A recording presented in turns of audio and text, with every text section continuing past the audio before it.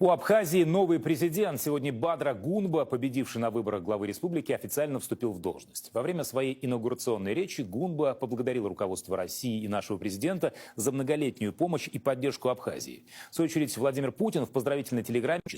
И уже совсем скоро, с 1 мая, начнется полноценное авиасообщение. Заработает аэропорт Сухума, а из Сириуса в Абхазию Алены Евтековой. Избранный президент Республики Абхазия. Инаугурация президента проходит на управлении ЦИК результатов выборов. По итогам повторного голосования, состоявшегося 1 марта, Бадра Гунба получил абсолютное большинство голосов избирателей – 54,73%. В зал входит почетный караул, обязательная процедура, передача штандарта и печати с изображением государственного герба. Среди атрибутов президентской власти, которые вручаются на инаугурации, есть также посох. Абхазы считают его символом народа, символ воинской доблести. Нам удалось сохранить стабильность в стране, удержать ситуацию в правовом поле, обеспечить гражданам реализацию их конституционных прав. Убежден в том, что какие бы политические предпочтения не имели наши граждане, нас всех беспокоит и объединяет одно – будущее независимого абхазского государства. Бадра Гунба в своей первой речи в роли президента подчеркнул, для Абхазии важно и дальше развивать сотрудничество с Россией.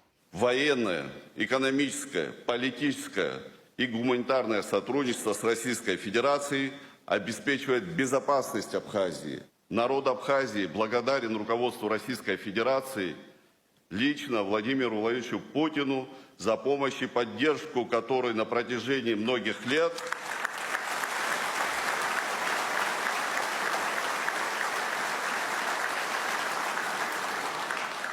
оказывается в нашей стране.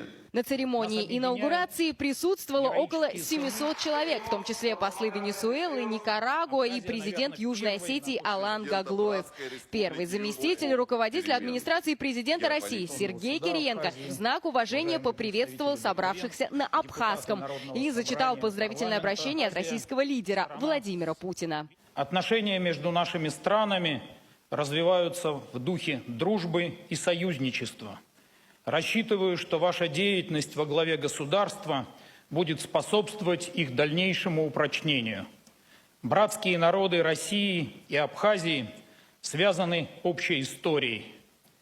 В Великой Отечественной войне особое неприходящее значение для нас имеет вклад абхазского народа, многонационального народа Абхазии в нашу общую победу. Владимир Путин также пригласил Бадру Гунбу принять участие в торжественных мероприятиях 9 мая в Москве.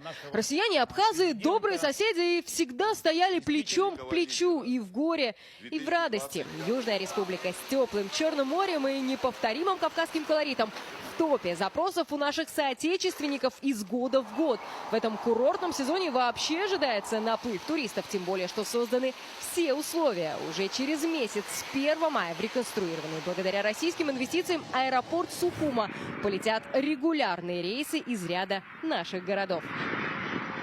А из Сириуса, из столицы Абхазии и обратно также с мая каждый день будут курсировать новые удобные и скоростные электрички. Тесно сотрудничают наши государства по целому ряду проектов. На улицах столицы в Сухуме сегодня все разговоры о том, какой жители республики видят Абхазию с новым президентом. Мы, конечно, хотим увидеть республику процветающей в разных сферах экономики и в курортной сфере. Самое главное, чтобы был мир и понимание в обществе, чтобы все созидали, все дружно. Главное, говорят местные, чтобы добрососедские отношения и сотрудничество с Россией только крепли и развивались. Это пойдет на пользу всем. Алена Евтекова, Иван Пахомов, Наталья Сидорова, Сергей Прокофьев и Дмитрий Баранов. Первый канал, Республика Абхазия.